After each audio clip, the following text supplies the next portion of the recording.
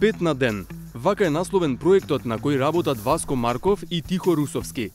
Со него тие сакаат да потикнат почесто конзумирање овошје. Секој вторник им започнува со избор квалитетни банани, портокали, киви, јаболка, круши. Тие се глуви и меѓусебно комуницираат на знаковен јазик. Сепак, тоа не ги спречува во исполнувањето на целта. Зошто сите наутро да пијат кафе, да јадат сендвичи или бурек?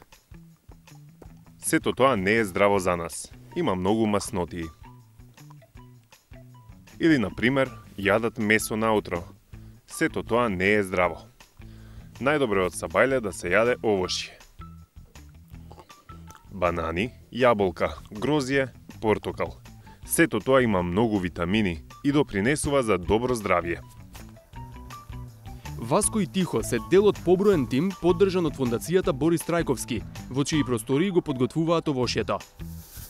Прво ги избираат најубавите парчиња од најмалку 5 различни овошја. Како што велат, тоа е наша и ваша цел, да се јаде 5 различни овошја секој ден. Потоа ги редат во специјално изработени корпи во различни големини. Оваа собра околу 5 килограми. Потоа корпата оди во машина за вакуумирање. Сега е подготвена за достава. Идејата потекнала од сличен проект во Норвешка. Беше малку тешко затоа што во Македонија не е актуелен. Овошјето е здраво, ама друг е менталитетот тука. Тука сите сакаат постојано да јадат месо што не е здраво, сите треба повеќе да јадеме овошје. Во Норвешка тоа одлично функционира, овде не многу. 5 на ден имаат интернет страница ovoshen.mk, на која фирми може да нарачаат корпа полна со овошје за своите вработени. Па наместо да пијат многу кафиња и да се јаде брза храна, ќе им биде достапно овошје, на кое ретко кој се сеќава додека е на работното место.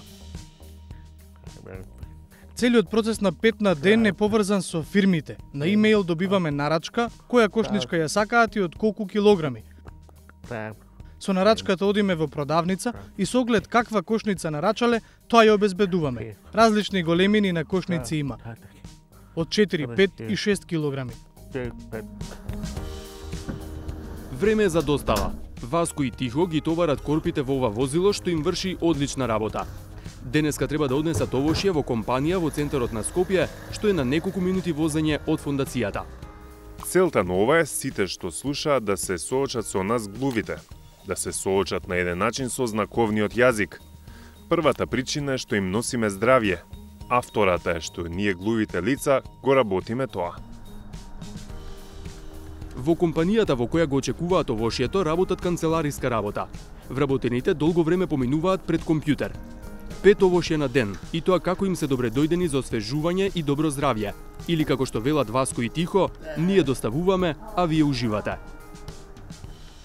Кога доставувам овошје во фирмите, сите се многу пристојни и задоволни од нас. Интересно им е што се во комуникација со нас глувите. Тоа е многу лесно. Само им го давам листот за примање нарачка на кој се подпишуваат и потоа љубезно се поздравуваме и ни се заблагодаруваат. Тие веќе не познаваат, немаат никаков проблем со нас. Многу се културни, имаме добар однос. Многу се лојални и фер, постојано нарачуваат од нас. Тоа ме радува. Иако две фирми се малку, треба многу повеќе да се шириме, но сепак сум благодарен. Од Меѓународната фондација Борис Трајковски велат дека целта на нејзиното формирање и постоење е да се продолжи незавршеното дело на председателот. Се случи 2004 година кога делегација на глувите лица месец ден напред неговото загинување да го посетат и да побараат помош од него. За жал, тој не можеше лично да им помогне, но затоа ни остави аманет нас како фондација да понатака продолжиме. И од 2004 година до денеска ние континуирано работиме со глувите лица и помагаме во однос на тој аманет што ни го остави председател Трајковски. Како фондација учествувале во лобирањето за донесување закон за употреба на знаковниот јазик, како изработка на македонски интернет речник на знаковен јазик. Средствата што ги собираат со продажба на овошните корпи ги користат за збогатување на интернет страницата znakoven.mk. Веб страната www.znakoven.mk сите можат да ја отворат на интернет и да погледнат. Таму има 2800 поими. Сакаме да продолжиме со снимање, ама финансиите се проблем. Ако се продолжи со поголема продажба на кошниците 5 на ден, можеме да додадеме плюс поими на страната. Исто како што вие што слушате си комуницирате, така и ние глувите можеме така што ќе се додадат нови фрази, реченици, поими, знаци.